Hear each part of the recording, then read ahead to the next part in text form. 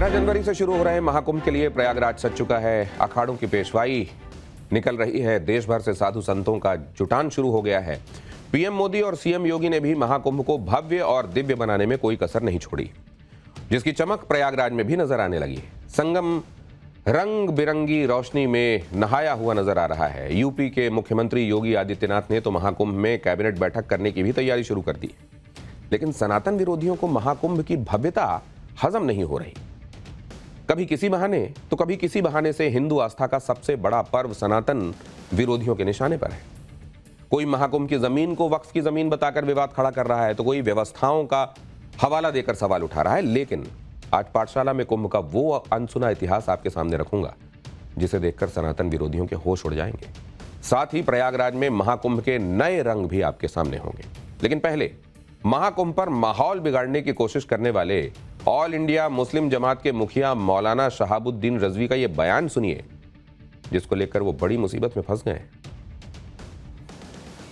प्रयागराज के जो मुसलमान हैं उनमें से एक सरताज नाम के हैं, उन्होंने इस बात की जानकारी दी और कहा, एलानिया तौर पर इस बात को कहा कि जो ज़मीन है, जिस ज़मीन पर, ज़मीन के बहुत सारे हिस्से पर जो शामियाने तंबू वगैरह लगाए गए हैं, इंतज़ामात किए गए हैं, मेला लग रहा है, ये वक्फ की ज़मीन है और वहाँ के मुसलमानों की ज़मीन है। मौलाना शहाबुद्दीन रजवी बरेलवी यहीं नहीं रुके। उन्होंने प्रयागराज में महाकुंभ को मुसलमानों की दरिया दिली करार दे दिया और दावा ठोक दिया कि वक्फ की 55 बीघा जमीन पर महाकुंभ का आयोजन हो रहा है। मौलाना साहब ने ये बातें सिर्फ हवाई की, इसके लिए किसी तरह का कोई दस्तावेज पेश नहीं किया। आप भी सुनिए, फिर आपको बताऊंगा महाकुंभ को लेकर दिए विवादित बयान पर मौलाना रजवी कैसे साधु संतों के ही नहीं बल्कि मुस्लिम धर्मगुरुओं के भी निशाने पर आ गए। दरिया दिली देखिए मुसलमानों की, कि मुसलमानों ने कुंभ के मेले की तैयारियां, शामियाने और पिंडाल, रोड और सड़कें और खड़ंजों पर कभी मना नहीं किया कि यहाँ पे मत लगाइए। और तंग दिली देखिए अखाड़ा परिषद के लोगों की, कि वो लोग जो है वो मुसलमानों के प्रवेश पर वहाँ पे ठेला लगाने, खोंचा लगाने से भी मना कर रहे हैं कि वहाँ कोई भी मुसलमान एंट्री नहीं करेगा। बड़ा दिल दिखाते हुए मुसलमानों ने इस तमाम व्यवस्था को कायम रखने के लिए कोई भी आपत्ति नहीं की और 55 बीघे की ज़मीन पर, जो वक्फ ज़मीन है, वो ज़मीन पर कुंभ मेला लग रहा है।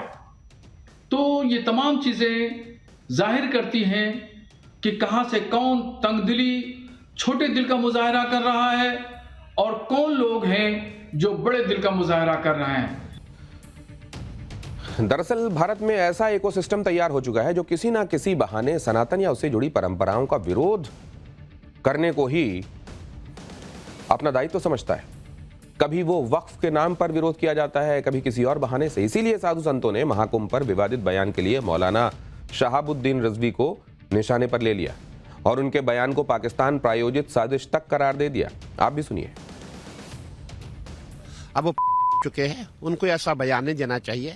हो सकता है भूमि कहीं और हो, मैं उनकी बात नहीं करता। मैं ये कहना चाहूँगा, ये जो मेला क्षेत्र है, यहाँ पे गंगा जी विराजमान रहती है। हम जहाँ खड़े हैं ये मेला भूमि है और आप 3 महीने पहले यहाँ आते ही आपको गंगा जी, पूरी गंगा जी दिखाई देती। अब आप उनसे ये पूछे आपकी भूमि कहाँ पे है, तो मैं ये कहना चाहूँगा ऐसा बयान देना उचित नहीं है और वो ऐसे बयान देंगे तो हम भी उनके खिलाफ बयान देंगे, अच्छी बात नहीं है। इसीलिए हमने सनातन बोर्ड का जो है प्रयास किया है, उसका तुरंत गठन हो और ताकि इनकी जो भूमि, जितनी भूमि इनकी है वो भूमि हम इनसे ले लेंगे। आपकी भूमि कहाँ से आई? भड़काऊ बयान देते हैं। इनका एक ट्रेंड ऐसा बना हुआ है कि हमें कुछ भी कहना है। मैं ये चाहता हूँ ऐसे लोगों को हमें सबक सिखाना पड़ेगा। मौलाना शहाबुद्दीन और कुछ कट्टरपंथी महाकुंभ की भूमि को वक्फ बोर्ड की बता रहे हैं। निश्चित रूप से ये पाकिस्तान प्रायोजित है। उन तमाम आतंकी सोच के लोगों द्वारा प्रायोजित ऐसा प्रतीत होता है। इनकी जांच होनी चाहिए, क्योंकि इस तरह की बयान कहीं ना कहीं महाकुंभ, जो दुनिया के सबसे परम पवित्र एक सनातन धर्मियों का एक समूह इकट्ठा होता है, उसको उसमें खलल डालने की एक प्रयास कर रहे हैं। मेरा ये मानना है कि इस तरह से माहौल खराब करने वाले लोगों के खिलाफ समय रहते तत्काल कार्रवाई किया जाना चाहिए, इनके खिलाफ FIR दर्ज कर इन्हें गिरफ्तार किया जाना चाहिए। जो लोग ये दावा कर रहे हैं कि महाकुंभ का आयोजन वक्फ की जमीन पर हो रहा है, उन्हें कुंभ का इतिहास थोड़ा जान लेना चाहिए। कुंभ का आयोजन सदियों से होता आ रहा है। वैसे तो कुंभ का जिक्र पौराणिक कथाओं में भी किया गया है, लेकिन इसे सनातन का महापर्व बनाने का श्रेय आदि गुरु शंकराचार्य को जाता है, जिन्होंने पूरे भारत में सनातन को फिर से स्थापित करने के लिए 6ठी शताब्दी ईसा पूर्व इसे मेले की तरह मनाए जाने की शुरुआत की। इसके लिए उन्होंने संगम तट पर सन्यासी अखाड़ों के लिए स्नान की व्यवस्था की और इसके बाद सदियां बीतती गईं और कुंभ का वैभव बढ़ता गया। सदियों पहले भारत की यात्रा पर आने वाले विदेशी यात्रियों ने भी अपनी किताबों में कुंभ के मेले का जिक्र किया है।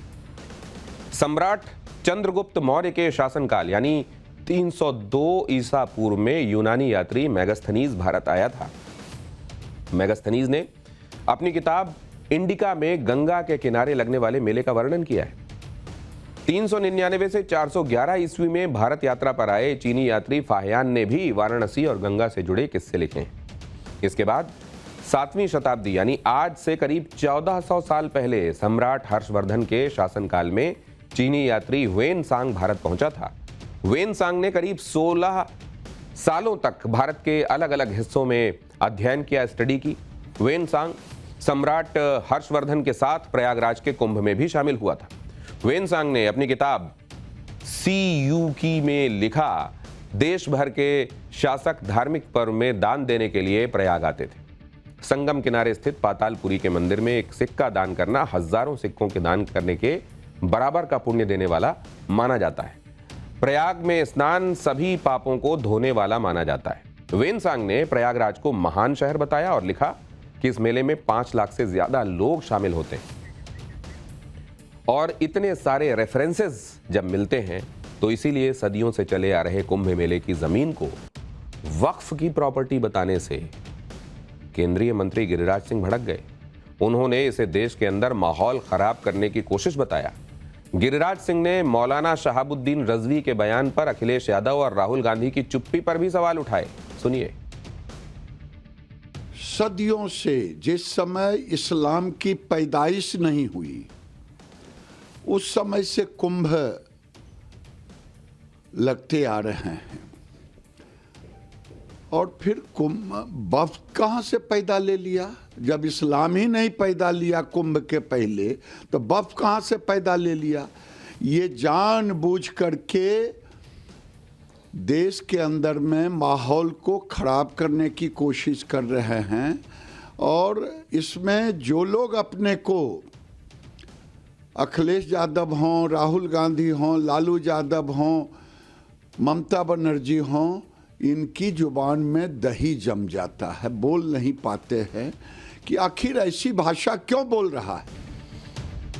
महाकुंभ की जमीन पर दावा ठोकने वाले मौलाना शहाबुद्दीन रजवी ने तो बयान पर बवाल होने पर चुप्पी साध ली, लेकिन सिर्फ योगी आदित्यनाथ के विरोध के लिए समाजवादी पार्टी लगातार महाकुंभ पर सवाल उठा रही है।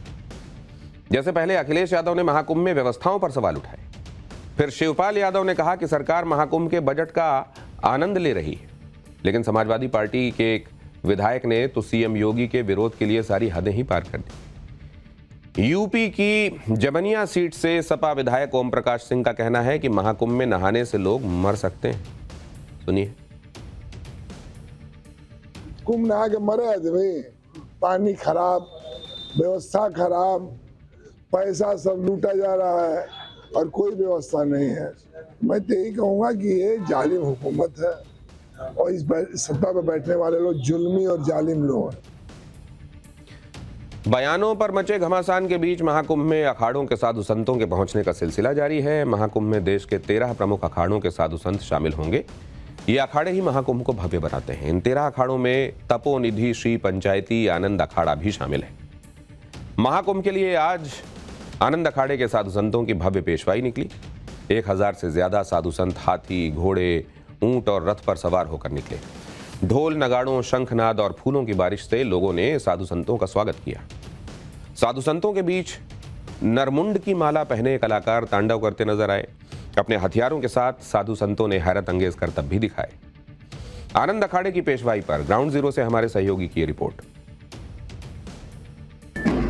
महाकुंभ में अब धीरे धीरे साधु संतों की जो पेशवाई है उनका सिलसिला जारी है और आज जो है 7वें अखाड़े यानी कि आनंद अखाड़े की आज पेशवाई भव्य तरीके से बाघंबरी घाटी स्थित आश्रम से निकाली जा रही है।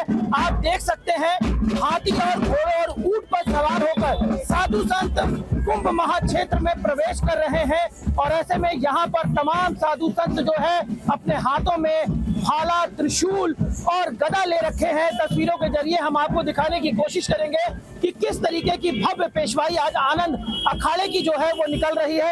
आप देख रहे होंगे ये ऊंट पर जितने नागा सन्यासी हैं वो यहाँ पर सवार हैं।